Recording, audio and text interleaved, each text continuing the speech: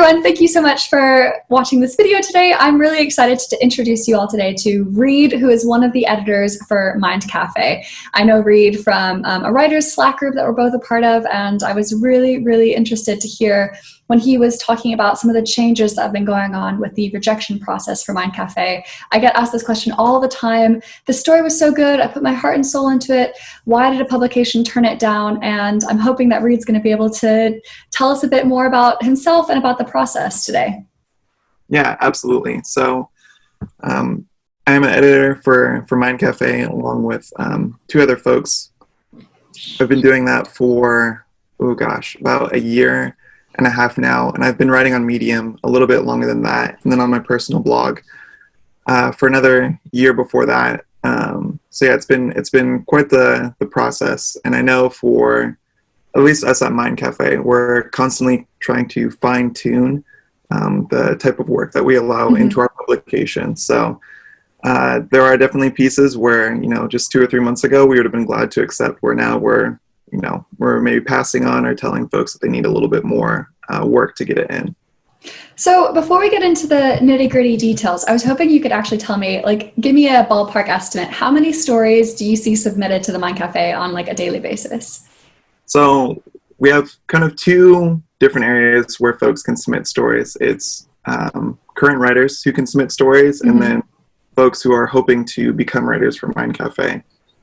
Last time I checked, we were averaging about 20 to 30 pieces being submitted from folks who've never written for Mind Cafe before. And then we have somewhere in the ballpark of 10 to 15 on the average day for folks who are currently writers. So anywhere between 30 and 50 on the heaviest of days. And then whenever we put out a request for new writers, we get a little over 100 submissions a day, which is my gosh. Yeah, it can be quite the process to go through.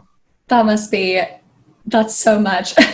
So how long does it take you to for you and these other 2 editors to wade through those and decide who gets the yes and who gets the no?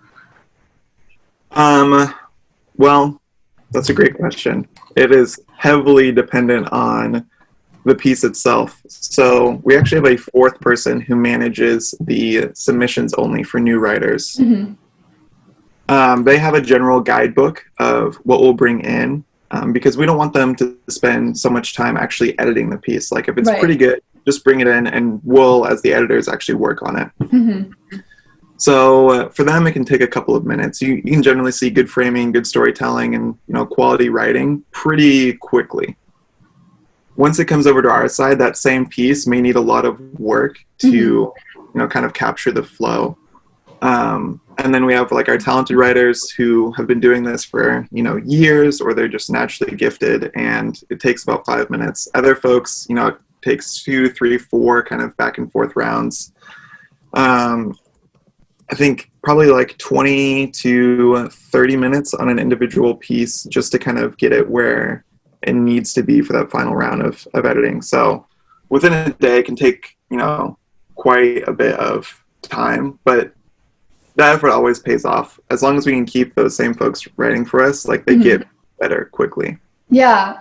I was going to ask, so you were talking about some of the things that make you want to include a story in the publication, whether a new writer or an existing one, the good structure, good flow. So when you receive a story, what is it that makes you immediately say, yes, this is going to be a perfect fit for us? So within the self-help genre, there is a lot of kind of repeated content. We get flavors of the month, morning routines, how to speed read. Every new year we get the same exact kind of how to do goals around New Year's article. So that kind of triggers the opposite, I think, in all of our heads, in that anything we see something fresh or a fresh perspective on current topics, we're immediately a little bit more eager to put more time into that writing and kind of make it work rather than reject it outright. So a fresh perspective or a new take on an old idea are one of those things where I'm yes, let's get this in here. If we just need to polish it, I'll spend the extra time to do so. Can you think of any examples that you've recently seen? Yeah, so just yesterday or the day before, I published an article that was talking about like how to avoid burnout as an activist. Okay, Burnout, yeah. very old idea, kind of been done to death, but focusing in a frame that's topical and relevant to where folks are at right now is a good way of, engaging a subset of readers, and it's new, for our publication as a whole. So that was like, it required some work, but I was like, this is a worthy topic. Yeah, absolutely. And okay, so now onto the sort of more negative side. It sounds like to get it in, what you really need is a fresh perspective, a new angle, something that, especially like you say in the self-help genre, I'm guilty of this. I did a New Year's resolution one a couple months ago, so I'm like, oh, I've been there. So then what do you see in your stories that will say, not your stories, but what do you see in the stories that come to you where you think like, this one just, I'm not going to get this one into Mind Cafe? Yeah, so the repeats are the big thing. Something I see a lot, and this may not be a direct answer to your question, is folks will kind of put their own spin on an old idea, but really that just means writing a listicle. 4 of the ideas were from another article, and they put another one from another article, and they're like, well, now it's a new article. It's technically different. And in reality, like, I've read so many of these pieces that I know, kind of the 15 things that a morning routine should have. So it's not going to bypass me like that. And then the other thing that really turns us off, especially for folks that we've let in as writers before, is those like small spelling and grammatical errors. It takes so little time to go through, Microsoft Word Check or Grammarly or Google Doc and just check your own spelling and grammar mistakes.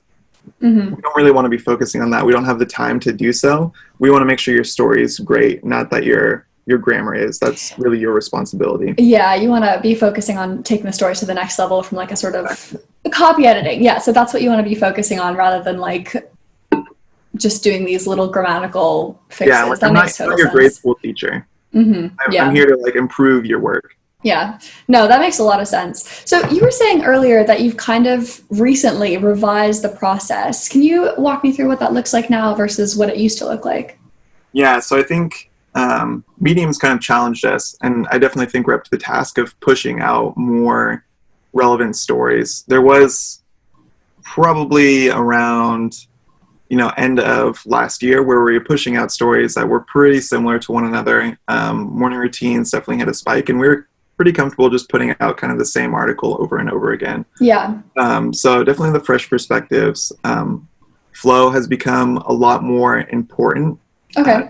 It's really, really valuable to be able to tell a story through and not start including just kind of random tidbits that might be relevant to you, especially in a personal story, that have no bearing on the story altogether and don't really matter to the reader. One example of this is someone was talking about advice they had gotten from their best friend. Really strong like introduction and hook, and then the next paragraph was like, we've been friends for this long, it's been a really nice relationship, we kind of lost touch. And then I went back into the story and it's like, none of this is relevant to anyone unless you're going to bring it back up later. They didn't, and I was just like, okay, just cut those 5 sentences. This is bogging you down. Yeah. There's another word that we've been using a lot and now I'm forgetting it. Just like essentially the framing. In what order are you introducing topics? So for folks who like to read research papers and kind of report back on what's in those topics, what flow, like what framing are you actually taking? Are you just introducing a topic and then telling how it impacts people? Are you going to go all the way and say how people can like avoid what's actually happening? And then other times we'll see people just kind of mix and match those sections and not really have that kind of clear identity to their article itself. Right. Okay. What stories have you accepted into Mind Cafe that you saw do really well? Like you did all the work, you lifted them up, and they performed beyond your and the author's wildest expectations. So probably not one of our biggest pieces, but we've had an author, Ariane Alex. I'm pretty sure I'm butchering the name. believe they're French, but they had a very short article called "When Motivation's Gone Missing, Apply the String Method," something along those lines. It didn't like blow anybody, out of the water. It wasn't like 200,000, but it did make it to the editor's page, and it did pretty well. And it was a very short story. And I think a lot of writers kind of shy away from that. They really fill up. They're like, oh, this must be like a 7-minute piece. And it's like, no, you can write a really powerful story in 500 words as long as everything that needs to be in a story is there. Then, we've had that exact kind of opposite thing where we've really worked on a story with someone. It sounds like it's going to be this like really impactful thing, and then it also just kind of falls flat. So yeah, I think that question of itself is kind of hard to deal with, especially as editors. Like, we always want folks who are writing with us to have these powerful pieces, but then they just might not get the viewership that they deserve. It's so, like, as an author, I obviously don't see the publication side of things, but I do. Every time I write something, I'm like, maybe this is the one that's going to do really well. And sometimes it does, but most often it doesn't. And it's very frustrating from a writer perspective, understanding, like, what could I have done differently that would have made this one take off like other ones have or haven't done? Yeah. Rocket ship can be a bit of a black box even for us sometimes. Yeah, I guess it's good to know that. I mean, you must see this on a much larger scale than I do, because you just see so many stories per day, whereas I only see my single one attempt per day, roughly. Yeah, I mean, one of the things that does matter and is important for new writers is that your follower count is going to ultimately affect how many folks read your writing. I think a lot of people kind of have this idea that if they just push it into a publication or it gets on a mailing list, that it's automatically going to do well, and you do need to have your own followers, even if it's not that same direct contact you might have with your own website. It's just gonna we see that exact same thing in our stats. If you only have 1,000 followers, you're going to get less than someone with 10K. Yeah, I personally, from my perspective, I've noticed that as my follower count grows. I recently hit 10,000 followers, and I just, thank you. It was a big milestone for me. It became more likely for the stories to do very, very well. Like, it was possible for me back when I only had 1,000, but it was just so unlikely. Whereas now that I've got 10,000, I feel like I've got the right, like, if the right proportion of people see it, then it has much more likelihood of actually doing well. But then, yeah, the viral box is impenetrable to me. I can never tell. Okay. So do you give people rejection notes or feedbacks when you're like, this isn't quite right? So we try to always give at least a single reason for new writers. We just don't have the time to give, very specific feedback, but we'll say like general things like, introduction here is weak.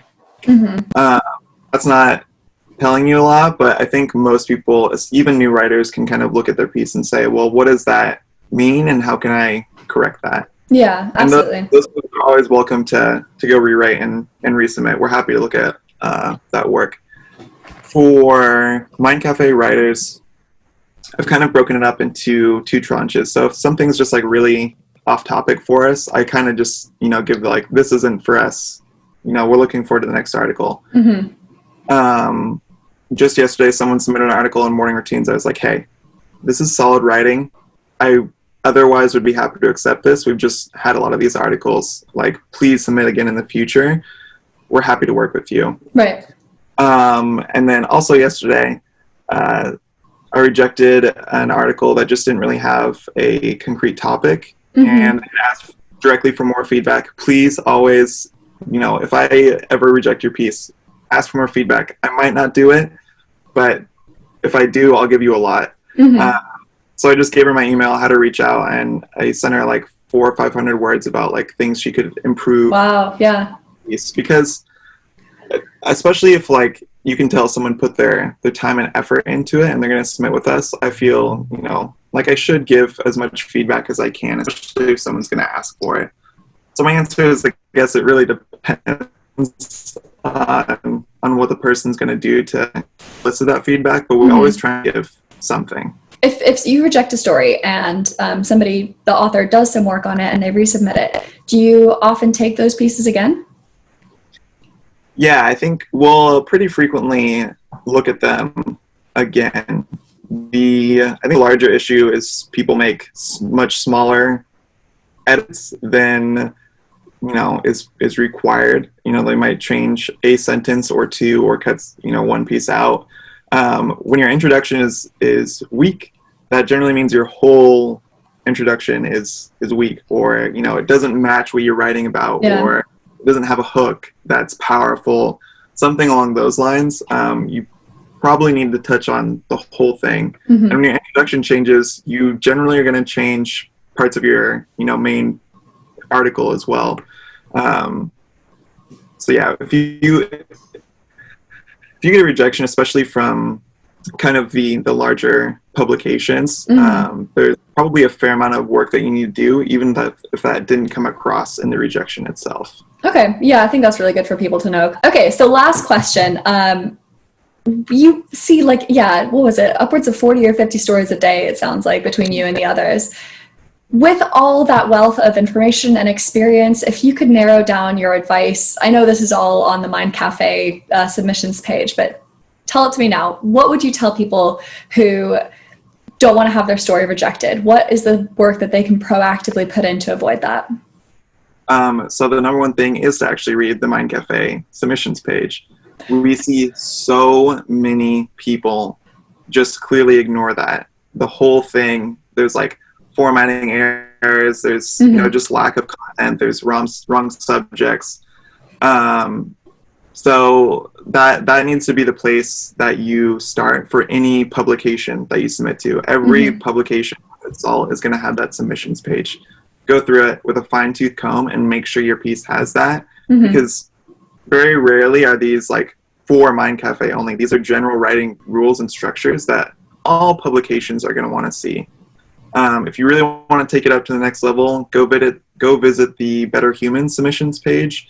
They have really excellent kind of walkthrough for their longer articles that they tend to focus on. From there, read the articles that are from authors that you enjoy, and don't feel bad about kind of emulating their style at first. That's how you get better, is you take someone else's great style and then you start slowly making it your own. Yeah, I think those are the biggest. Yeah, that's solid advice.